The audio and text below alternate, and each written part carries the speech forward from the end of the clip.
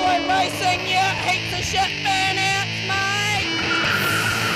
We can't stand them, we can't beat them, we can't ignore them. I've got $12,000 worth of fines that are unpaid at the moment.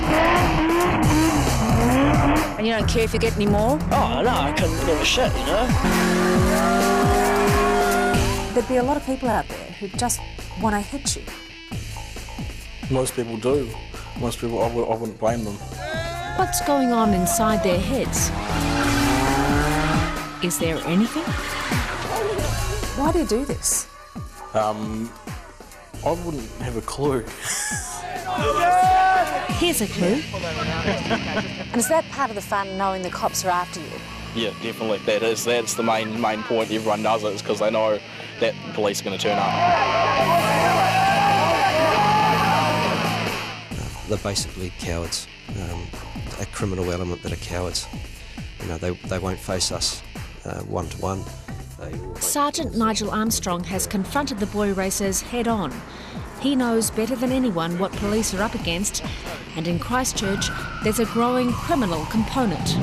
The element that we're dealing with are carrying weapons in their vehicles. We're more often than not finding weapons, whether it's baseball bats, swords, knives, but yes, they are carrying weapons. As the sun goes down over the Southern Alps, Christchurch, the city of gardens, becomes the city of hoons.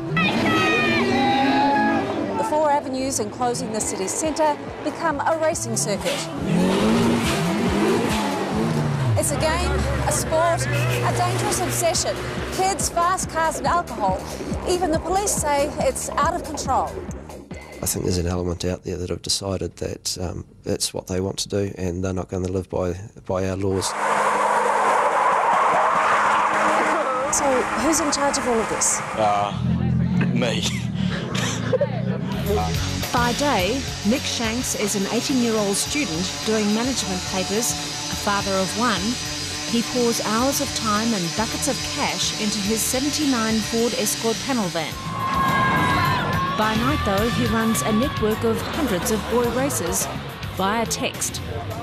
Everyone receives it. It can get sent out 4 hours before the first meet, and you can get a decent meet between 600-700 people easily. And I go through over 8,000 texts a month.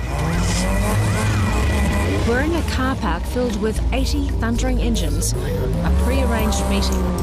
After 15 minutes, cell phones are beeping, the word is out, cops are on the way. That's it? Yeah, we've got to roll. Why's that? We've got to turn out. We've been here too long. Everybody's starting to get aggravated. And it's getting out of control. We've got to go. So, yeah, that's it. The car park empties in seconds.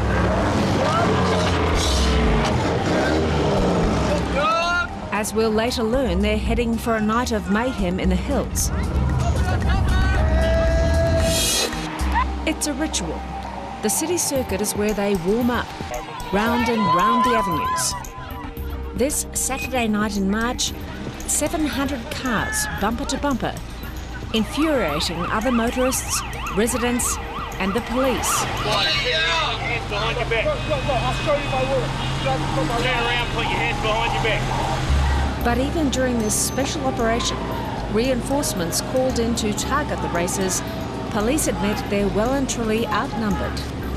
So you've got about 600-700 cars out there, and the cops got about 25 cars. You know, what chance have you got? Doesn't sound good odds. We know we haven't got the numbers, but we just try and police a little bit smarter, which hopefully works in our favour.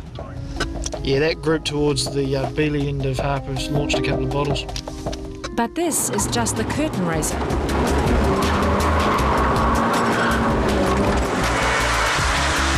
The real action will take place in the small hours of the morning, after a text directs the pack to some isolated meeting point outside town. So you expect the cops to turn up? Yeah, but it's normally part of the plan where the destination's designed, wherever we stop it's designed so everyone has a way out. Basically make it difficult for the police to try catch us. Do you know if they're coming? Most of the time. Most people have police scanners, or there's lookouts. People see cops on the way. Ring the lights. And then there's people who we know in the police force as well. January 29 this year.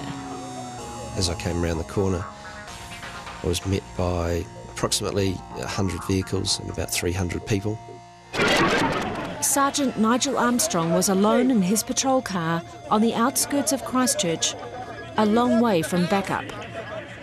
I was ambushed. That was it. It was a pure ambush aimed. A criminal element within the crowd had made a decision to ambush the first police patrol coming around the corner. You could tell by the crowd, the mentality was that they were aggressive, more aggressive than what we normally face. At that point, I heard the distinctive sound of an air rifle being fired and 3 strikes against about head height on my driver's window, which shattered the window. If I was stationary, I was going to be more of a target. So I just drove through the crowd and the cars, managing to dodge most of those. And at that stage, from about 2 metres away, I was under attack by a number of bottles. I would say in excess of 40 to 50 bottles were thrown. It was a controlled, aggressive attack on the police. It was for no other purpose than to attack the police. Coming up, nailing the races. The hunter How determined are you to catch your target? I'm very determined. and his prey. You're putting your own lives at risk, let alone everybody else's. But you don't think about that when you're doing it. Normally the last thing on my mind.